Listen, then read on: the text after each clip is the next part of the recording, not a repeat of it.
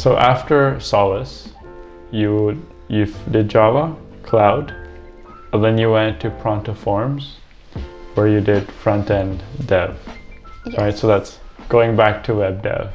Yeah. And that's also going back on your word of doing 5 different, I guess, segments. Yeah. So what was the reasoning behind that?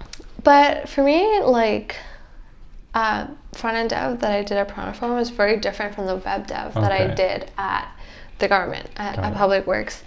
And the reason being because, like, I was doing React, and I knew React, and I liked React. And when I interviewed with them, they told me, like, I told them of my interest in design, in like user experience and user interaction. I felt like that was like a big part of like how I code and like think. And so like that, for like, they were really like they wait one sec. So they were very open to me, like sitting with the UI team, UX team, and seeing how things are done, how their processes are, and how you know, how a designer really works. So I feel like I got like both worlds there, and so that stood out to me in my interview because they told me I would be able to do that. And like I said, when I was in high school, like that's kind of the field that like I was interested in to start. And I had done Java and I had done Cloud, and it was really intense, and I wanted to do something fun and like that's something that comes naturally to me. And I thought like a front-end role was like perfect. Did you get Prontoforms from the Navigator, or was that outside of the Navigator? I believe it was from the Navigator, actually. Okay. Yeah. I haven't seen them on there. They were at UAuto for a few like career fairs and stuff as well. They're trying to get more involved in the community as well. Okay, so what does Prontoforms do exactly?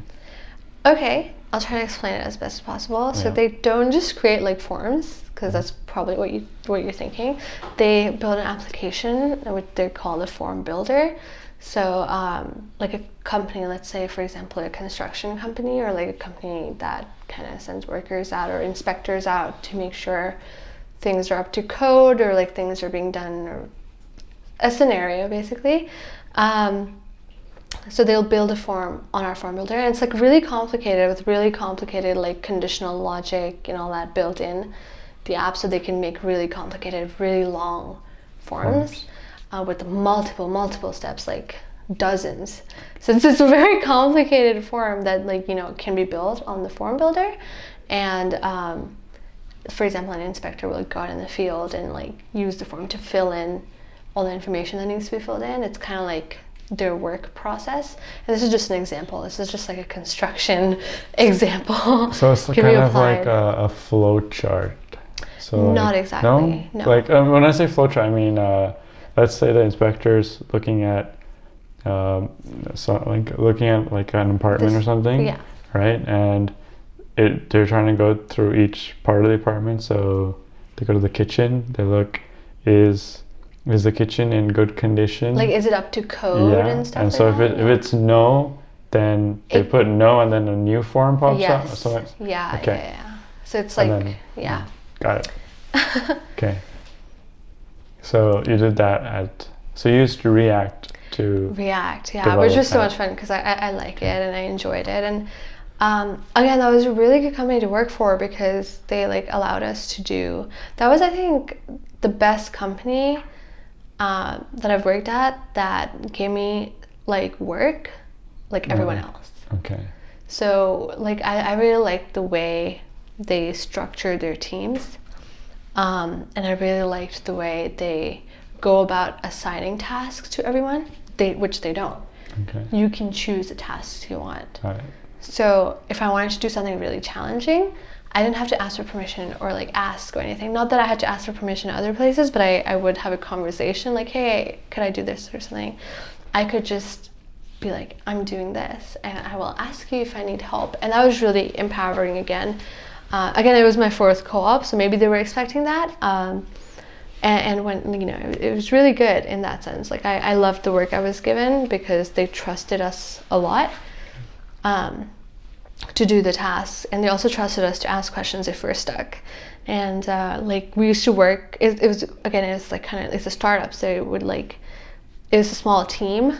I think there were like 10 developers maybe total, and then there was me and another co-op, and she was a really good friend of mine too, so it worked out perfectly. If I had to ask a question, I would just like turn around and go like, hey, could you like help me out with this? Okay. And it was just, I really liked the work environment and the way we were just, given autonomy. So that was your first 4 co-ops.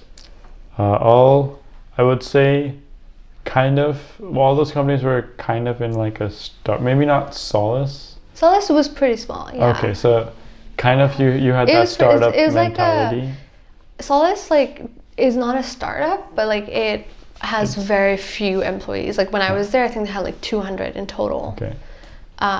So it wasn't like a very big company. Okay, so your first 4 internships, they were at fairly small companies.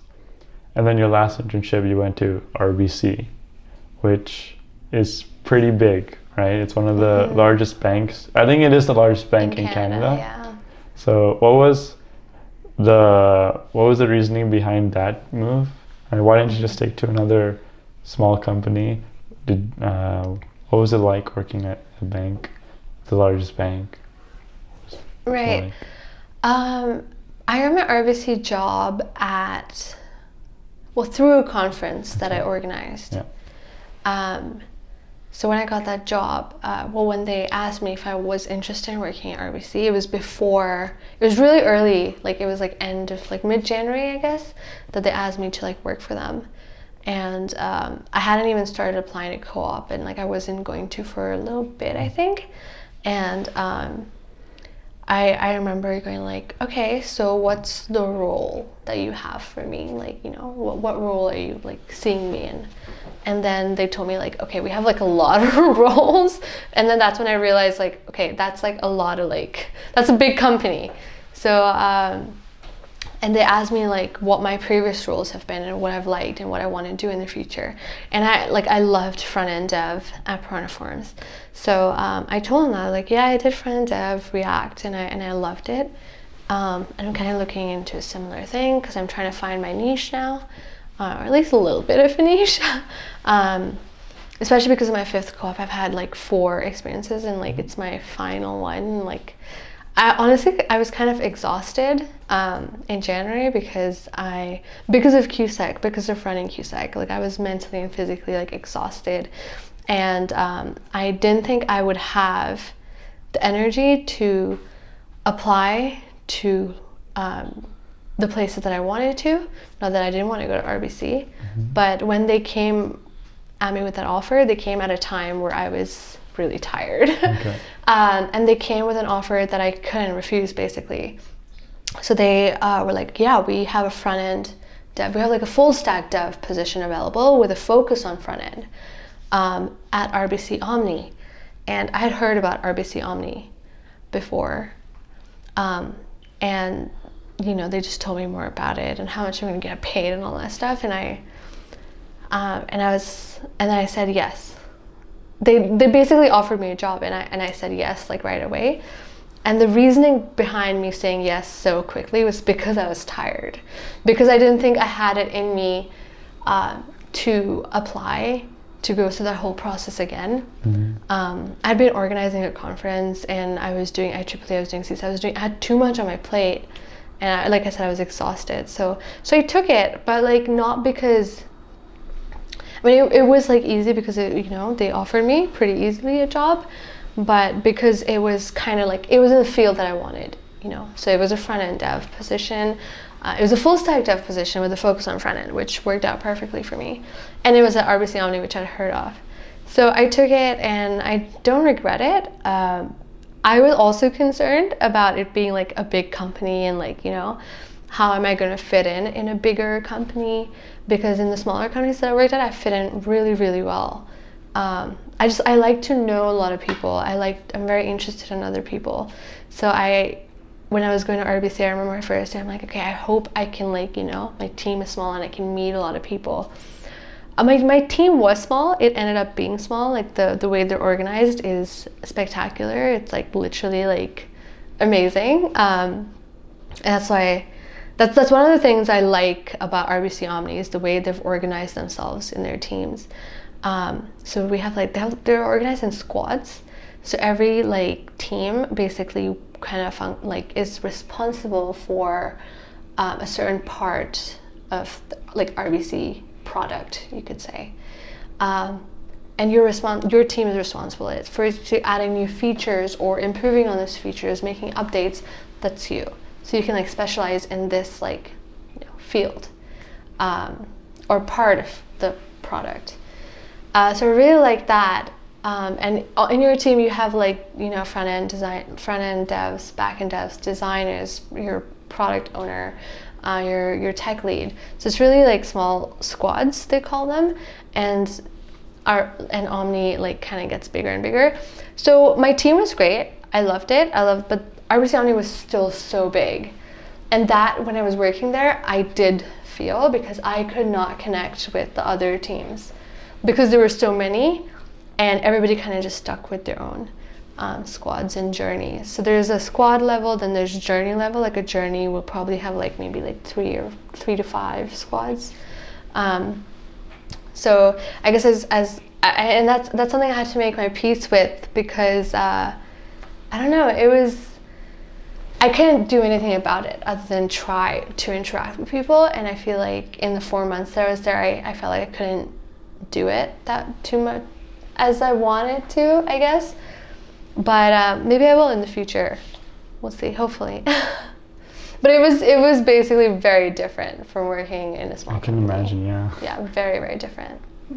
So you went from your first internship where you had close to no experience, right? And then you went to RBC where you had 1.5 to 2 years of experience. So what was the difference like where the no experience to 1.5 years of experience? How confident were you when you went into RBC? I mean, I think I was a little confident in my ability to learn how things are done at RBC, how their development processes are. So, because like the thing about co-ops are like you have to relearn the way things are done at every company. They're similar, but like their processes might be different. The way they organize themselves is different. So I was confident in transitioning well. Like I was excited, so it was good. But what's funny is like when I showed up to my first day of work, I had a manager and then I had a tech lead. So my manager knew about my experience. My tech lead did not know about like how much experience I had. So when I showed up, like we sat down for a little chat to discuss expectations, and then he asked me how many co-ops I've done, and I told him I'd done 4, and he kind of just looked like, whoa. He's like, this is your 5th co-op? Okay. Because I think I don't know, maybe they thought like it was my first or second co-op, and they're like, he kind of just looked at me for a second. He's like, oh, great. So we can do a lot. Like, let's, get going. We can like take things faster. And then that's really good for me. Like, the ramp up time is quicker. So in that way, experience does help. And so my confidence level was kind of the same because again, your expectations change as your experience grows. I was fairly confident for all my experiences because you have to be honest with, again, your tech lead, who's going to be your mentor, and yourself. And so it was perfect. But it was really funny that he was surprised because I don't know, he didn't know how much experience I had, and he was like taken aback. He was like, oh, it was a pleasant surprise, I guess.